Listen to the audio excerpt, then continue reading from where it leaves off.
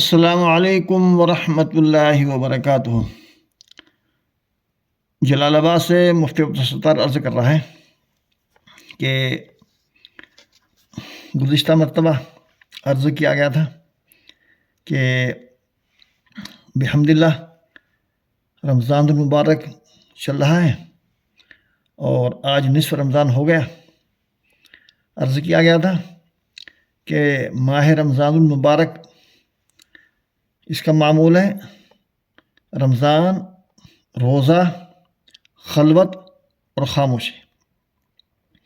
چنانچہ حضرت حکیم الامت نور اللہ مرقدہ فرماتے ہیں کہ خلوت میں تمام آفتوں سے حفاظت ہے، کوئی پریشانی نہیں۔ اگر کوئی پچھلی کدورت بھی ہے تو وہ چند روز میں مزمحل ہو کر جاتی رہتی ہے اور دل آئینے کی طرح صاف ہو جاتا ہے۔ پھر دل کے اندر فیوز باطنہ حاصل کرنے کی استعداد پیدا ہو جاتی ہے۔ چنانچہ ایک شعر ہے، قارچ بگزید ہر کو عاقل است،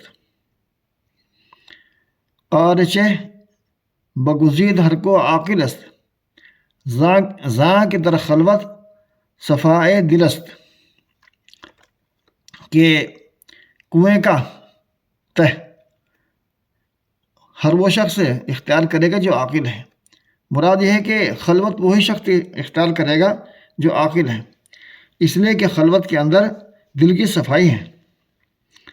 تو اس لیے خلوت کی نسبت حضرت بہت تاکید فرما رہے ہیں اور فرمایا کہ خلوت میں فضول یا سے اجتناب ہے۔ حضرت مولانا شاہ رفیع الدین صاحب محتم دارالعلوم دیوبند کے والد صاحب مرحوم بڑے عابد زاہد اور صاحب حال بزرگ تھے۔ ان کے متعلق فرمایا کہ وہ ہر وقت نگاہ نیچے رکھتے تھے، کسی آنے والوں کو نہیں دیکھتے تھے۔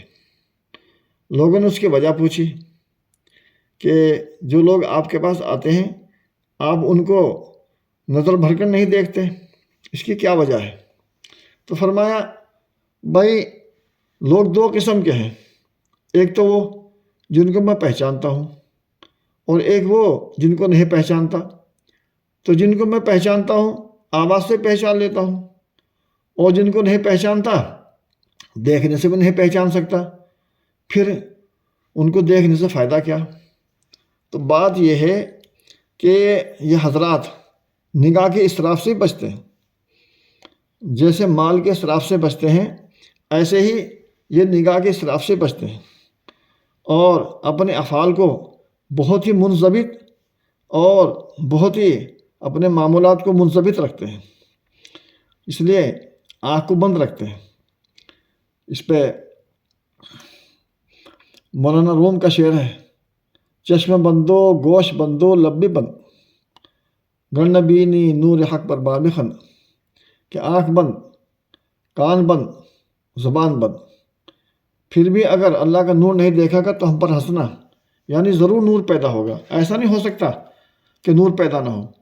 مگر کیا کیا جائے کہ بعض لوگ لغو لایانی کے اندر پڑے رہتے ہیں،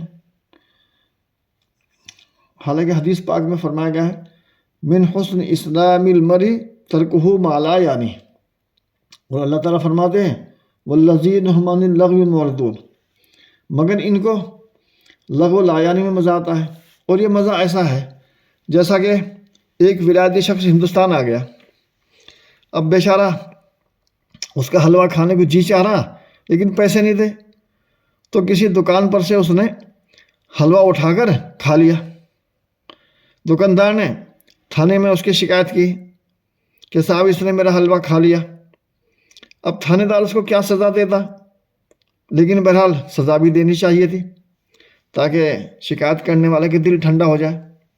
تو یہ تجویز کیا کہ اس کو گدھے پہ بٹھا کر اور کچھ بچے لگا دیے اور پیچھے آواز دینے والا لگا دیا، تو اب اس کو شہر میں گلیوں گلیوں گھمایا تو کہ بھائی دیکھو اس نے فلاں دکاندار کا حلوہ کھا لیا ڈم ڈم ڈم، اور بچے جو ہے نا خوب ہنستے اور مذاق اڑاتے جا رہے.